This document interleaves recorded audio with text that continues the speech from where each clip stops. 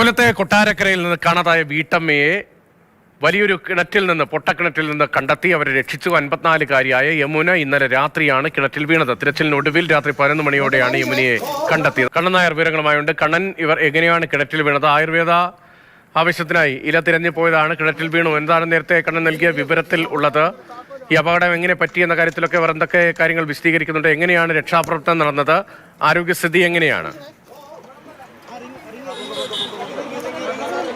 രതീഷ്, ഇന്നലെ രാവിലെ 10 മണിയോടുകൂടിയാണ് സംഭവങ്ങളുടെ തുടക്കം. ആയുർവേദ മരുന്ന് ശേഖരിക്കാൻ വേണ്ടിയാണ് ഇവർ റബ്ബർ തോട്ടത്തിലേക്ക് പോയത്. വീടിൻ്റെ കുറച്ച് ദൂരെയുള്ള ഒരു റബ്ബർ തോട്ടമാണ്. ആ റബ്ബർ തോട്ടത്തിന് സമീപം ഇവർ നേരത്തെ വാടകയ്ക്ക് താമസിച്ചിരുന്നു. അവിടെ ആ റബ്ബർ തോട്ടത്തിൽ ഈ മരുന്നുണ്ട് എന്ന് അവർക്ക് അറിയാമായിരുന്നു. അതിൻ്റെ അടിസ്ഥാനത്തിലാണ് ഒരു സ്കൂട്ടറിൽ ഇവർ റബ്ബർ തോട്ടത്തിലേക്ക് പോയത്. റബ്ബർ തോട്ടത്തിൻ്റെ സമീപത്ത് സ്കൂട്ടർ നിർത്തിയ ശേഷം അവർ ആ റബ്ബർ തോട്ടത്തിനുള്ളിൽ എത്തി ഈ മരുന്ന് പറിക്കുകയായിരുന്നു. സമയത്തും ഒരു പൊട്ടക്കിണർ അവിടെ ഉണ്ടായിരുന്നു. ഒരു പലക മറ്റും ഉപയോഗിച്ച് കിണറിൻ്റെ മുകൾ ഭാഗം അടച്ചിരുന്നു. പക്ഷേ അവർ കാൽ വഴുതി വലിയ പാറയൊക്കെ ഉള്ളതാണ്. ആ പാറയൊക്കെ ഉള്ള ആ വലിയ കിണറ്റിലേക്ക് അവർ വീഴുകയാണ്. അങ്ങനെ നിലവിളിക്കുന്നുണ്ട്. പക്ഷേ പ്രദേശത്തെങ്ങും വലിയ വീടുകളില്ല. തൊട്ട് കുറച്ച് മാറി ഒരു വീടുണ്ടെങ്കിൽ പോലും ആ പ്രദേശത്ത് അവരുടെ നിലവിളി കേൾക്കുന്ന തരത്തിലുള്ള ആ ചുറ്റളവിൽ ആ വീടുകളൊന്നും തന്നെ ഉണ്ടായിരുന്നില്ല. ഇവർ കുറേയേറെ നിലവിളിച്ചു. പക്ഷേ അവർക്ക് ആരെയും കണ്ടെത്താനോ അവർക്ക് ബാക്കിയുള്ള ആൾക്കാർക്ക് കാര്യങ്ങൾ മനസ്സിലാക്കാനോ സാധിച്ചില്ല. പിന്നീട് ഈ വ്യക്തിയുടെ ഭർത്താവ് പോലീസിൽ പരാതി നൽകി. പോലീസ് നടത്തിയ അന്വേഷണത്തിൽ ഈ റബ്ബർ തോട്ടത്തിന് സമീപത്ത് അവരുടെ ബൈക്ക് കണ്ടെത്തി, സ്കൂട്ടർ കണ്ടെത്തി. ആ സ്കൂട്ടറിനെ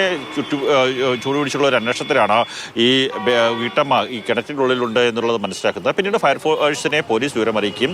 ഫയർഫോഴ്സ് ഉദ്യോഗസ്ഥർ കൊട്ടാരക്കരയിലെ ബെർണിനാഥ് എന്ന് പറയുന്ന ഫയർഫോഴ്സ് ഉദ്യോഗസ്ഥരുടെ നേതൃത്വത്തിൽ ആ കിണറ്റിലേക്ക് ഉള്ളിലേക്ക് ഇറങ്ങി അവരെ കയറി കെട്ടി സുരക്ഷിതമായി മുകളിലേക്ക് എത്തിക്കുകയായിരുന്നു. അവരുടെ നടുഭാഗത്ത് വർണ്ണനാഥിന്റെ നേതൃത്വത്തിലായിരുന്നു ആ രക്ഷാപ്രവർത്തനം. വർണ്ണനാഥ് നമുക്ക് ടെലിഫോൺ ലൈനിലുണ്ട്. ശ്രീ വർണ്ണനാഥ്, എങ്ങനെയാണ് ഇവരെ രക്ഷിച്ചത്?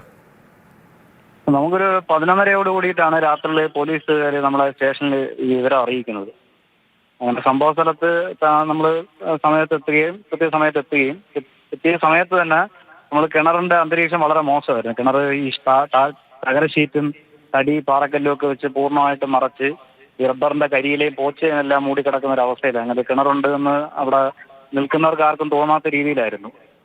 അപ്പം ഈ ലേഡി അവിടെ ഈ നെയ്വള്ളി എന്ന് പറഞ്ഞൊരു ഇല പറിക്കാനായിട്ട് വരികയായിരുന്നു. ഒരു 2 വീലറിൽ വരികയും ഹെൽമെറ്റ് ഇട്ടുകൊണ്ട് തന്നെ അവർ ഈ ഷീറ്റിന്റെ മുകളിൽ ചവിട്ടിയപ്പോൾ താഴേക്ക് പോവുകയും നിലവിളിച്ചിട്ട് അയൽവാസികളൊന്നും ഇല്ലാത്തത് കൊണ്ട് കേൾക്കാൻ കഴിയാത്തൊരു സാഹചര്യമായിരുന്നു.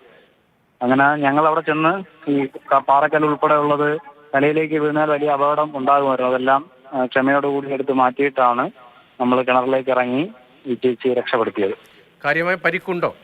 പരിക്ക് നടുവിന് പെയിൻ ഉണ്ടെന്ന് പറഞ്ഞു. പക്ഷെ സ്പൈനൽക്കോ ഇഞ്ചുറി ആയിട്ടൊന്നും കാണുന്നില്ലായിരുന്നു. കാര്യം കാലൊക്കെ നന്നായിട്ട് അങ്ങോട്ടും ഇങ്ങോട്ടും മടക്കുകയൊക്കെ ചെയ്യുന്നുണ്ടായിരുന്നു. പിന്നെ പൂർണ്ണമായിട്ടും കോൺഷ്യസ് ആയിരുന്നു. 12 മണിക്കൂറോളം കിടന്നിട്ട് പോലും ആകെ തൊണ്ട വരളുന്ന ഒരു പ്രശ്നം മാത്രമേ ഉള്ളായിരുന്നു. ദാഹത്തിൻ്റെതായ പ്രശ്നം ഉണ്ടായിരുന്നു. പിന്നെ 12 മണിക്കൂറിലധികം സമയം കിടന്നു. അതെ, 12 മണിക്കൂറിലധികം അവർ കിടന്നിരുന്നു. ഒറ്റപ്പെട്ട സ്ഥലമാണോ? ഒറ്റപ്പെട്ട സ്ഥലം എന്ന് പറഞ്ഞാൽ സമീപത്ത് ഒരു വീട് മാത്രമുണ്ട്.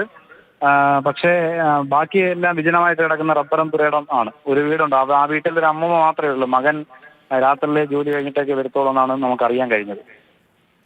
ഒറ്റയ്ക്ക് പിടിച്ചു കയറാൻ കഴിയുന്ന ഒരു കിണറുമല്ലായിരുന്നു അല്ലേ? അല്ലല്ല, അയ്യോ, അതൊരിക്കലും കഴിയില്ല. ഏകദേശം 40 അടിയോളം താഴ്ച ഉണ്ടായിരുന്നു.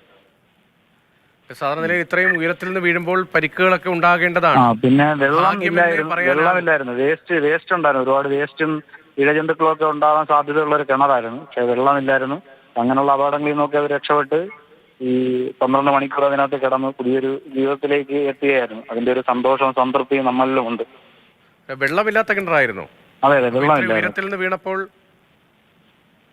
ഇല്ല, അവിടെ ഈ ചതുപ്പ് പോലായിരുന്നു. ഈ കരിയിലെയും വേസ്റ്റും എല്ലാം കിടന്ന് ചതുപ്പ് പ്രദേശം പോലായിരുന്നു അതിനകത്ത് ചവിട്ടുമ്പോഴേ.